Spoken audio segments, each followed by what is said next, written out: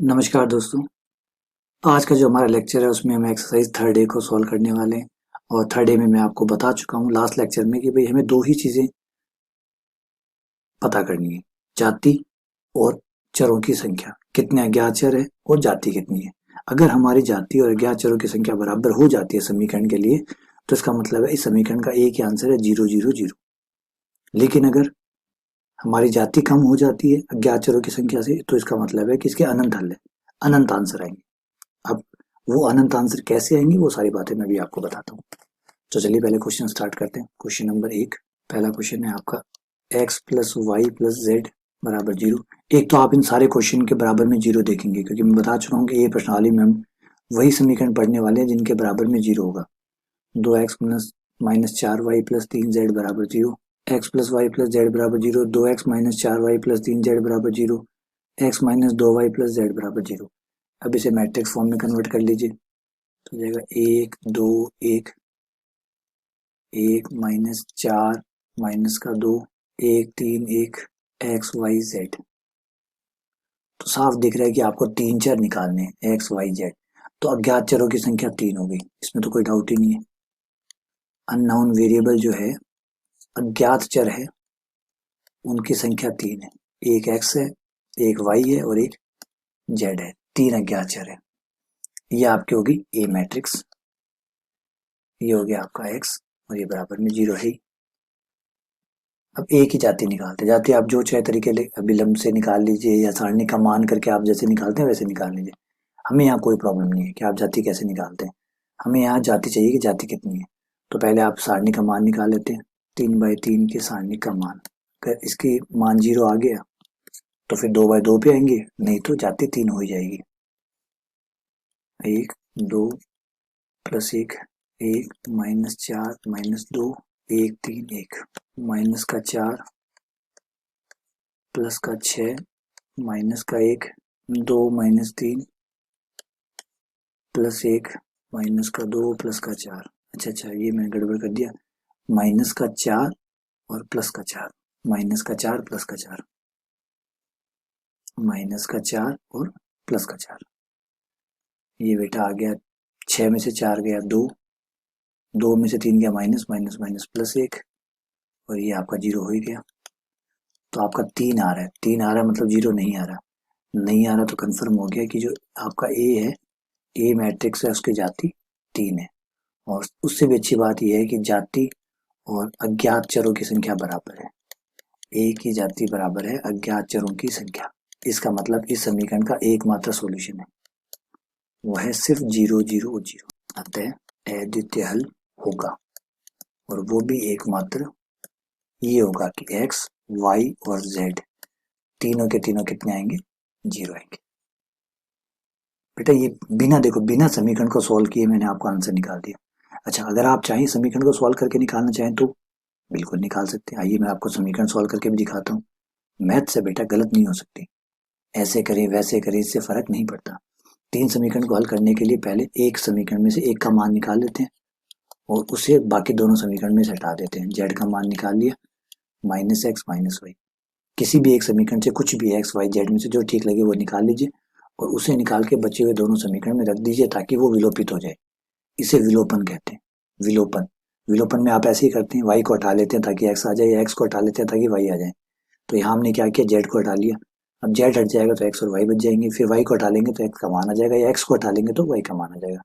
लेकिन पहले तो जेड को हटा दें। हम तो जेड का मान यहाँ से निकाला, नीचे वाले दो समीकरण में मैं जेड रख दूंगा। तो पहली वाले मतलब 2x, समीकरण नंबर 2 में जेड का मान रखने पर जो समीकरण 1 से निकाला है, 2x minus 4y, 3 minus x minus y. ये लीजिए समीकरण नंबर 2 में जेड का मान रख लिया।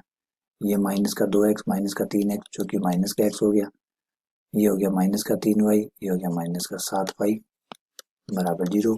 माइनस को उस तरफ भेज दीजिए, तो x प्लस 7y बराबर 0। अब समीकरण नंबर 3 में रख दीजिए, x minus 2y plus Z था, जेड की जगह माइनस का x माइनस का y, x minus 2y minus का x माइनस का y बराबर 0। ये एक्स एक्स कट गया, या गया माइनस का 3y, माइनस का 3y बराबर 0, माइनस के 3 को उस तरफ भेजने पर y बराबर 0। आ गया y का मान ले जाके यहाँ रख दीजिए। साफ दिख रहा है कि y का मान रखते ही x का मान कितना आएगा, 0। तो y 0 पे x भी 0 आ गया। x और y दोनों का मान रख के z निकाल लीजिए। z बराबर था माइनस का x माइनस का y, तो ये भी 0 और 0। ठीक है, तो आपका z भी क्या आ गया, यही मैंने कहा था कि आपका एकमात्र आंसर आएगा और वो भी सिर्फ 0 0 0 आएगा, है ना। तो ये मैथ्स है बेटा, ऐसे कीजिए वैसे कीजिए क्या फर्क पड़ता है, बस सही होना चाहिए, फिर चाहे कैसे भी कीजिए। चलिए आगे बढ़ते हैं, क्वेश्चन नंबर 2 पे आते हैं। क्वेश्चन नंबर 2 पे आते हैं। 2x plus 3y plus z बराबर 0, x minus 2y minus 3z बराबर 0, 4x minus y minus 2z बराबर 0। और बेटा इतना आसान भी नहीं होता, मैंने पहले भी कहा था आपको।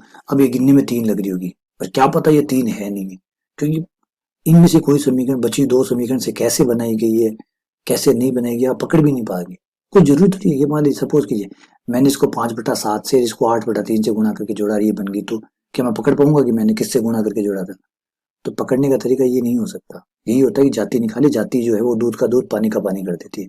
जाति आपको क्लियर कर देगी कि कितने समीकरण सही में और कितने झूठे। तो मैट्रिक्स फॉर्म में बदलते ही हो जाएगा 2 1 4 3 माइनस 2 माइनस 1 1 माइनस का 3 माइनस का 2 एक्स वाई जेड। अब हम इसकी जाति निकालते हैं। पहले डायरेक्ट इसके सारणी का मान निकाल लेते हैं। 2 1 4, पहले 3/3 की सारणी का मान, 3/3 की सारणी का मान 2 4 माइनस 3 माइनस का 2 12 प्लस 1 माइनस 1 प्लस 8। 4 माइनस 3 1 आ गया, ये 2, 12 में से 2 गया 10, तो ये माइनस का 30, और ये 8 में से 1 गया तो ये 7, तो 7 2 9, ये माइनस का 21। माइनस आए प्लस आए क्या फर्क पड़ता है, 0 नहीं आए, बस कंफर्म हो गया कि एक ही जाति 3 है। और अच्छी बात ये भी है कि जाति भी 3 है, अज्ञात राशियां जो है, जो अज्ञात चीजें जिनका मान निकालना है, उनकी संख्या भी 3 है, दोनों बराबर है। इसका मतलब इकलौता हल है, इस समस्या का इकलौता हल होगा, अद्वितीय हल होगा, तथा कितना होगा, x बराबर y बराबर z बराबर 0, सबके मान 0 होंगे, इकलौता आंसर आएगा, वो भी इतना आएगा। चलिए आगे बढ़ते हैं, क्वेश्चन नंबर 3 पे आते हैं। x plus y minus 6z बराबर 0, माइनस का 3x plus y plus 2z बराबर 0, x minus y plus 2z बराबर 0। अब देखते हैं भाई ये समीकरण कितनी है। लिखी हुई दिखने में तो 3 लग रही है, लेकिन दिखने में 3 है, सही में 3 है, इन दोनों बातों में बड़ा अंतर है। मैं आपको बता चुका हूँ, दिखा चुका हूँ। जाति निकालते हैं पहले इसकी। 3/3 से स्टार्ट करते हैं। 1 1 माइनस 6 माइनस 3 1 2 1 माइनस 1 2 1 माइनस 1 2, तो ये आ जाएगा 1 2, ये प्लस का 2 हो गया, 2 प्लस का 2 1, और ये हो गया माइनस का 6 माइनस का 2, ये हो गया माइनस का 6 3 माइनस 1, ये आपका हो जाएगा 4, ये हो जाएगा 6 2 8 8, ये हो गया 12। अब देखिए भाई इस बार आया ऊंट पहाड़ के नीचे, इस बार आ रहा है 0 0 आ रहा है, इसका मतलब जाति 3 नहीं है, जाति 3 नहीं है। और 3 नहीं है तो ऑब्वियसली बात है, तो 2 होगी या 1 होगी। अज्ञात चरों की संख्या तो 3 ही है, तो जाति आपकी स्पेशली अब कम आएगी आएगी, वैसे कोई दिक्कत नहीं, जाति 2 है इसकी। देखिए ये लीजिए 2/2 की एक सारणी, 0 नहीं आ रहा इसका मान, ये आ जाएगा 2, ये 2 ये 4 हो गया, 4 0 नहीं है, तो जाति 2 तो है, लेकिन इससे क्या फर्क पड़ता है, आपकी जाति जो है वो कम है अज्ञात चरों की संख्या से, क्योंकि अज्ञात चरों की संख्या है 3 और आपकी जाति है 2, इसलिए अनंत हल विद्यमान है, अतः अनंत हल विद्यमान। इसके बहुत सारे आंसर आएंगे, इसके जब आप आंसर निकालेंगे तो आंसर आते ही जाएंगे आते ही जाएंगे। अब कैसे निकालते हैं इसको और समझाता हूँ आपको कि अनंत हल निकलते कैसे हैं। अब ये क्या समझा रहा है, ये समझा रहा है कि एक चर एक्स्ट्रा है, समीकरण तो है 2 और चर है 3, तो एक चर एक्स्ट्रा है, वो जो एक चर एक्स्ट्रा है वो आपको मानना पड़ेगा, वो मानने से ही बाकी दो चर आएंगे, तो एक चर आपको मानना पड़ेगा। जो डिफरेंस है ना वो समझाता है कि कितने चर एक्स्ट्रा, समीकरण के मुकाबले चरों की संख्या कितनी ज्यादा है, जाते दर्शा रही है 2, तो ये बता रही है समीकरण कि ये दिख चाहे 3 रहे होंगे लेकिन ये 3 है नहीं, एक्चुअली ये 2 ही है, 2 है, चर 3 निकालने, तो एक चर आपका एक्स्ट्रा है, तो वो जितना भी एक्स्ट्रा हो उस चर को मान लीजिए, माना। अब एक चर एक्स्ट्रा, चाहे एक्स मान लीजिए, चाहे वाई मान लीजिए, जेड मान लीजिए, कोई भी एक को मानना पड़ेगा आपको। माना जेड बराबर के, माना जेड बराबर के, जेड का मान के रख के समीकरण को सॉल्व कर लीजिए, कोई भी दो समीकरण ले लीजिए, क्योंकि 3 है ही नहीं, साला बेवकूफ बना रहे हैं खाली, बाकी कुछ नहीं है, कोई 3 भी नहीं है भाई, कोई 3 नहीं है, सब बेवकूफ बना रहे हैं, 3 भी नहीं है, दिखने में 3 है, एक्चुअली ये 2 है, क्यों जाते 2 है इसका मतलब 2 ही है। तो तीसरे समीकरण को भाड़ में जाए, तीसरे समीकरण, खाली आप तो समीकरण कोई भी दो जो आपको ठीक लगे वो ले लीजिए, कोई भी दो, क्योंकि 2 ही है या 3 है ही नहीं।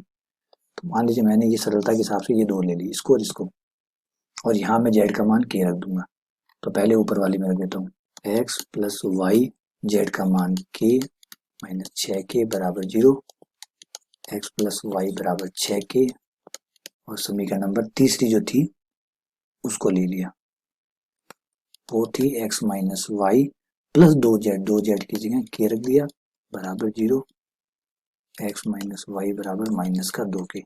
अब इन दोनों समीकरण को सॉल्व करके एक्स और वाई का मान निकाल लेते हैं, हो गया हमारा काम, एक्स प्लस वाई बराबर 6 के, एक्स माइनस वाई बराबर माइनस 2 के, माइनस प्लस, जोड़ देते ना, घटाए क्यों, काहे घटा रहे हो भाई, जोड़ दो ना, सीधा ही कट जाएंगे, सही बात है, plus y minus y cut गया, 2x आ गया, 6 में से 2 गए 4 आ गया, x बराबर 2 के आ गया। अब x का मान 2 के रखने पर, 2 के रखने पर y बराबर हो जाएगा 4 के, ये लीजिए, और z कितना माना था आपने k, ये आपके आंसर आ गए। अब आप अगर ये सोचे कि एक ही आंसर है, तो एक नहीं है बेटा, ए क्यों नहीं है, के क्या है, के वो है जो आप चाहे, के कौन है, जो आप चाहे, के का मान 0 रखने पर, के का मान 0 लेने पर x भी 0, y भी 0, z भी 0।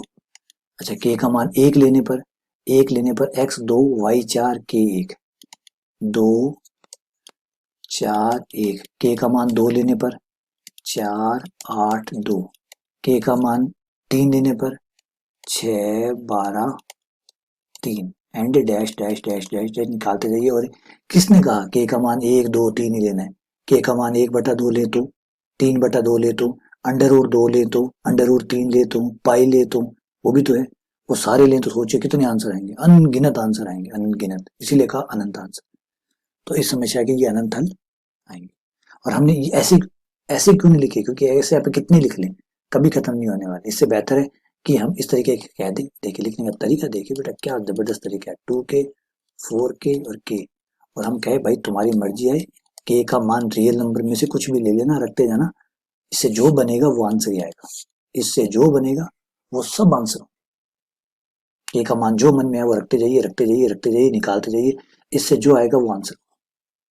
आई बात में, ये होता है अनंत हल।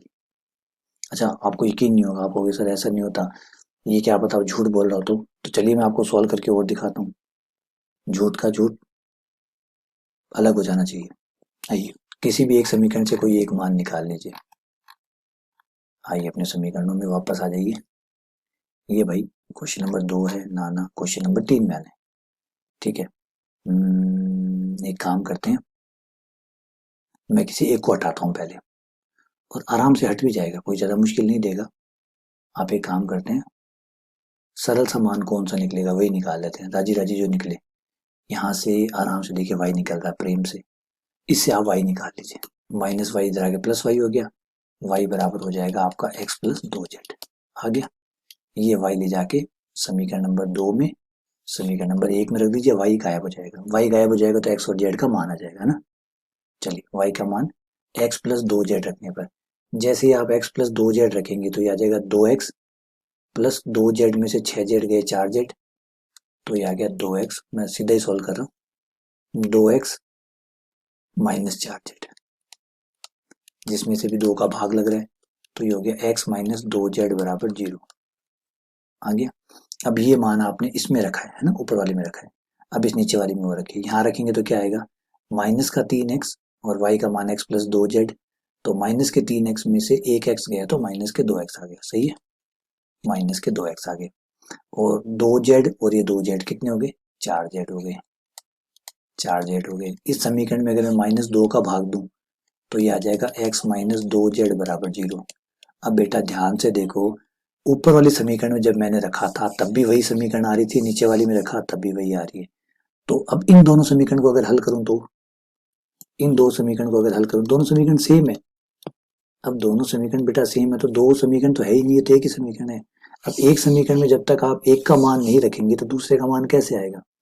अब आप z नहीं रखेंगे तो x कैसे आएगा, और x नहीं रखेंगे तो z कैसे आएगा, समझ रहे। तो तीन समीकरण थी नहीं है, दो थी वो उसका थोड़ा सा हमने जैसे y निकाल के या कोई भी एक निकाल के बाकी दो में रखोगे, वो तीन समीकरण का अपने आप दिखने लग जाएगा, तीन है ही नहीं, दो ही है। ये देखिए मैंने y निकाला था ना, मैंने तो तीसरे समीकरण से y निकाला था, मैंने एक और दो में रखा, पता चला कि दोनों इक्वेशन सेम बन रही है, सेम बन रही है इसका मतलब तीन थी नहीं है कभी, शुरू में ये दो थी पर दिख तीन रही थी। तो देखो x माइनस 2z बराबर 0, x माइनस 2z बराबर 0 आ गया। अब समीकरण है एक, मान है दो, तो एक समीकरण से दो मान रखेंगे तो एक तो आपको रखना पड़ेगा, चाहे x रख दीजिए चाहे z रख दीजिए, z रखेंगे तो x आएगा। तो बेटा ये बात तो आपको समझ में आ गई होगी कि अब एक चर तो आपको रखना ही होगा, कुछ भी रख लीजिए, x रख लीजिए चाहे z रख लीजिए, एक रखना होगा तभी बाकी बचे हुए मान आएंगे। तो समझ गए बात। ऐसी प्रॉब्लम क्यों हुई आई, ऐसी प्रॉब्लम क्यों आई, क्योंकि तीन अज्ञात थे, तीन समीकरण थी, कायदे से तीन होनी चाहिए थी, लेकिन पता चला कि यहाँ तो जोड़ किया गया, यहाँ तो गड़बड़ी की गई है, तो समीकरण एक्चुअली दो ही है। अब तीन के मान दो से तो नहीं आने वाले, दो समीकरण से दो ही मान आते हैं, तीसरा मान तो नहीं आएगा। तो तीसरा मान क्या हुआ, तीसरा मान फिर स्वतंत्र हुआ। तीसरा मान क्या हुआ, क्योंकि अगर समीकरण की संख्या कम है, चरों की संख्या ज्यादा है, तो फिर इसका मतलब है कि कोई चर ऐसे है जो स्वतंत्र है। स्वतंत्र होने का मतलब उनमें जो चाहे वो मान रख दीजिए आप। अगर फिर हम जो स्वतंत्र चर है उसका जो चाहे मान रख देंगे, जेड का मान जो चाहे रखेंगे, तो एक्स का मान भी हर कुछ ही आएगा, ऑब्वियसली बात है, तय बात है। और जब एक्स और जेड के मान अलग अलग आएंगे तो फिर वाई का मान जो होगा वो भी अलग अलग आएगा। इस तरीके से हमारे अनंत उत्तर आएंगे। अनंत उत्तर क्यों आएंगे, सपोज कीजिए जेड बराबर एक ले लिया, जेड बराबर एक लेते ही एक्स कितना आ गया, यहाँ देखिए आप एक्स बराबर 1/2 आ गया। फिर हम जेड बराबर 2 ले लेंगे, जेड बराबर 2 लेते ही ये सॉरी जेड का मान 1 लेते ही एक्स का मान 2 आ गया, जेड का मान 2 लेते ही एक्स का मान 4 आ गया। इस तरीके से ये लगातार पूरी चेन चलती ही रहेगी। इसलिए कितने उत्तर आएंगे, अनंत उत्तर आएंगे। तो चलिए उम्मीद करता हूँ कि आपको ये बात समझ में आ गई होगी कि कब तो आपके अद्वितीय उत्तर आएंगे, कब आपके अनंत उत्तर आएंगे। लेकिन एक चीज यहाँ पे फिर भी याद रखिएगा, लास्ट एक फाइनल बात और बता देता हूँ कि बराबर में हम जीरो लेके चल रहे हैं। बराबर में हम क्या लेके चल रहे हैं, जीरो। हम वो प्रॉब्लम भी सॉल्व करेंगे जब बराबर में जीरो नहीं होगा, अगली प्रश्नावली में जब भी प्रश्नावली करेंगे तब हम वो क्वेश्चन करेंगे जब बराबर में जीरो नहीं होगा। ठीक है, चलिए बहुत बहुत धन्यवाद, शुक्रिया।